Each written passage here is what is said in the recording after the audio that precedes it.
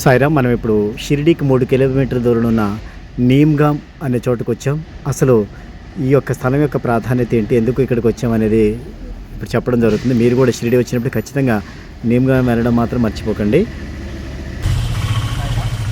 ఇది బాబా షిరిడీ నుంచి 3-4 కిలోమీటర్లు ఉన్న నీమ్గామ్కి ఇక్కడ దాకా నడిచి వచ్చేవాళ్ళు బాబా. ఈ భక్తులను చూడడానికి నడిచి వచ్చేవాళ్ళు. ఈ భక్తుడి పేరే నానాసాహెబ్ డేంగ్లే. సాయిరామ్, నానాసాహెబ్ డేంగ్లే ఇంటికి బాబా వచ్చేవాళ్ళు. అయితే బాబా ఈ భక్తులు చూడడానికి అర్ధరాత్రి అపరాత్రం లేకుండా ఎప్పుడు పడితే అప్పుడు వస్తూ ఉండేవారు. బాబా ఇక్కడికి రాగానే ఈ గుమ్మం తలుపులు అర్ధరాత్రి అయినా సరే ఆటోమేటిక్గా వాటికి ఇలా తెరుచుకున్నాయంట. అంత గొప్ప మహిమన్న ఈ తలుపులు ఇవి.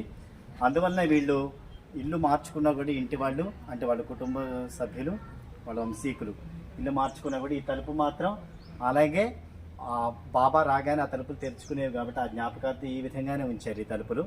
కాబట్టి మనం ఈరోజు మరి తలుపును చూసే భాగ్యం, బాబా రాగానే తెరుచుకునే తలుపును చూసే భాగ్యం మనందరికీ దక్కింది. ఇది నీమ్గామ్, షిరిడీకి 3-4 కిలోమీటర్లు ఉంటుంది.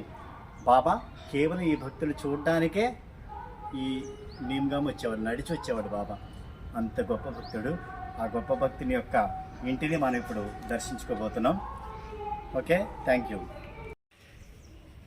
ఇది నానాసాహెబ్ డేంగ్లే. బాబా అయితే ఇప్పుడు చూపించిన గుమ్మం గుంటా వచ్చేవారు, కానీ వీళ్ళు కొంచెం మార్పులు చేర్పులు చేసి ఇల్లు కట్టుకున్నారు ఇంటి వాళ్ళు. అంటే నానాసాహెబ్ డేంగ్లే వంశీకులు వీళ్ళు.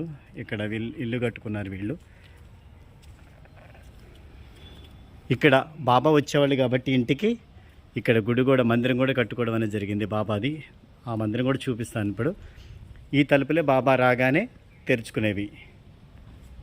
అందువల్ల బాబా జ్ఞాపకార్థమై ఆ తలుపులు ఆ విధంగానే ఉంచారు. ఇక్కడ ట్రాక్టర్ కనిపిస్తుంది కదా, ఇక్కడ ఆ డేంగ్లే ఇల్లు ఉండేది గతంలో, నానాసాహెబ్ డేంగ్లే ఇల్లు. ఆ తదుపరి వీళ్ళు దాన్ని కూలగొట్టారు. డేంగ్లేలు ఉన్నప్పుడు కూడా మేము దర్శించుకున్నాం ఇక్కడ, పాత ఇల్లు ఉన్నప్పుడు. ఈ డేంగ్లే గురించి సాయి సచ్యతలు కూడా వస్తుంది.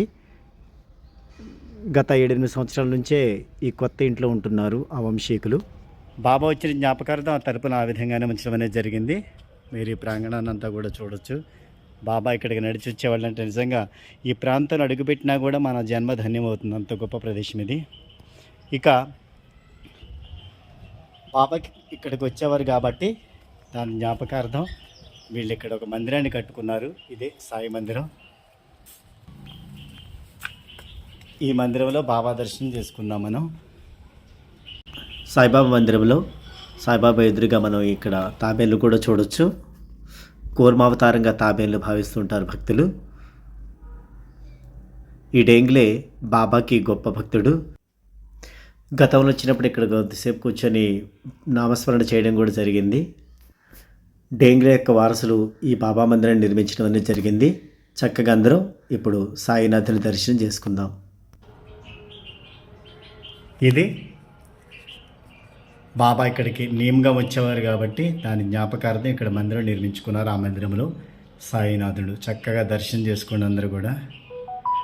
ఓం సాయి, శ్రీ సాయి, జయ జయ సాయి. ఇక్కడ పాదుకలు కూడా పెట్టడం జరిగింది.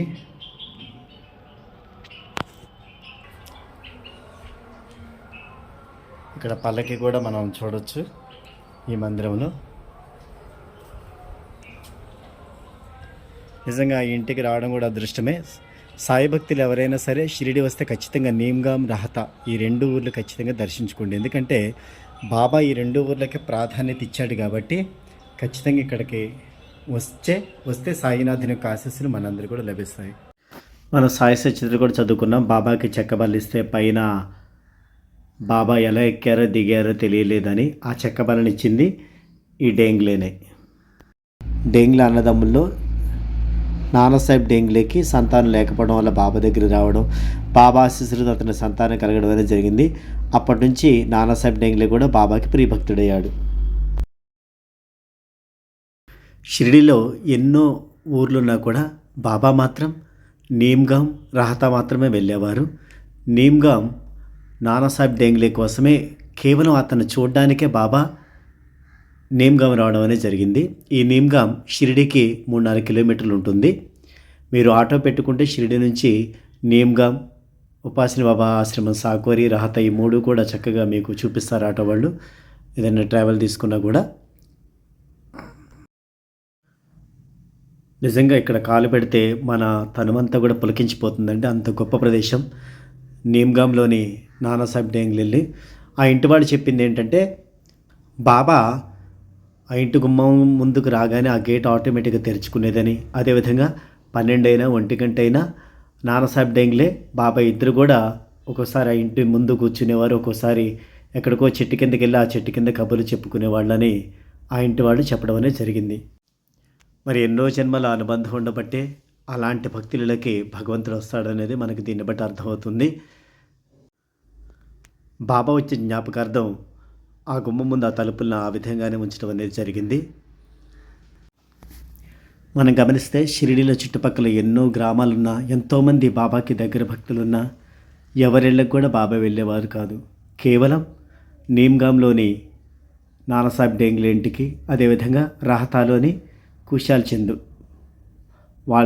ఈ 2 గ్రామాలకు మాత్రమే బాబా స్వయంగా నడిచి వచ్చి ఆ భక్తుల్ని పలకరించేవారు, వాళ్ళతో కబుర్లు చెప్పేవారు బాబా. నిజంగా బాబా ఏ ప్రదేశంలో అడుగు పెట్టారో అలాంటి ప్రదేశంలో మనం కొద్దిసేపు కూర్చున్న ఆ ప్రదేశంలో అడుగుపెట్టినా కూడా మన జన్మ ధన్యమవుతుంది. అంత గొప్పవి ఈ నేమ్గామ్ రాహత. మీరు షిరిడి వచ్చినప్పుడు నేమ్గామ్ రాహత ఖచ్చితంగా దర్శించుకోండి.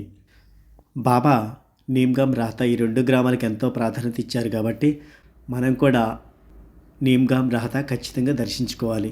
ఆ భక్తులు ఇప్పటికే ఉన్నాయి కాబట్టి వెళ్ళి చక్కగా ఆ ప్రాంగణంలో కొద్దిసేపు నామస్మరణ చేసిన, భజన చేసిన, బాబా స్మరణ చేసిన ఎంతో పుణ్యం ప్రాప్తిస్తుంది. బాబా ప్రాధాన్యత ఇచ్చిన ఈ 2 గ్రామాలు షిరిడి వెళ్ళిన ప్రతి ఒక్కరు కూడా ఖచ్చితంగా వెళ్ళండి. మీరు ఆటో కానీ లేదంటే ఏదైనా ట్రావెల్ కానీ తీసుకున్నా కూడా నేమ్గామ్ రాహతాకి వెళ్ళి రావచ్చు. 3-4 కిలోమీటర్లు ఉంటుంది సుమారుగా. నేమ్గామ్, అదేవిధంగా సాకుల ఉపాసిని బాబా, రాహతాలో కుశాల్ చంద్ ఇల్లు, ఈ 3 కూడా చక్కగా మీరు ఒక ట్రిప్ లాగా వేసుకోవచ్చు. షిరిడి వెళ్ళినప్పుడు సుమారు 3-4 కిలోమీటర్లు ఉంటుంది కాబట్టి మనకు పెద్దగా ఇబ్బంది కూడా ఉండదు.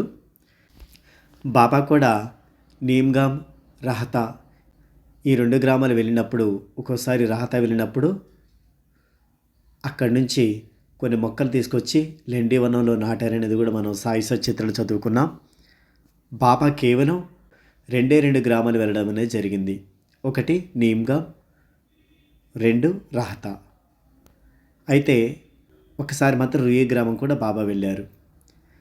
బాబా ఎంతో ప్రాధాన్యతనిచ్చిన ఈ 2 గ్రామాలు నేమ్గామ్, రాహత, ఆ భక్తుల ఇళ్ళు తప్పకుండా మీరు షిరిడి వెళ్తే దర్శించుకోవడం మాత్రం మర్చిపోకండి. మరిన్ని వీడియోల కోసం please subscribe our channel. Thank you very much. ఓం సాయి శ్రీ సాయి జయ జయ సాయి జయ జయ సాయి. ఓం సాయి శ్రీ సాయి జయ జయ సాయి జయ జయ సాయి. ఓం సాయి శ్రీ సాయి జయ జయ సాయి జయ జయ సాయి. ఓం సాయి శ్రీ సాయి జయ జయ సాయి జయ జయ సాయి. ఓం సాయి శ్రీ సాయి జయ జయ సాయి జయ జయ సాయి. ఓం సాయి శ్రీ సాయి జయ జయ సాయి జయ జయ సాయి. ఓం సాయి శ్రీ సాయి జయ జయ సాయి జయ జయ సాయి. ఓం సాయి శ్రీ సాయి జయ జయ సాయి జయ జయ సాయి. ఓం సాయి శ్రీ సాయి జయ జయ సాయి. ఓం సాయి శ్రీ సాయి జయ జయ సాయి. ఓం సాయి శ్రీ సాయి జయ జయ సాయి. ఓం సాయి శ్రీ సాయి జయ జయ సాయి. ఓం సాయి శ్రీ సాయి జయ జయ సాయి. ఓం సాయి శ్రీ సాయి జయ జయ సాయి. ఓం సాయి శ్రీ సాయి జయ జయ సాయి. ఓం సాయి శ్రీ సాయి జయ జయ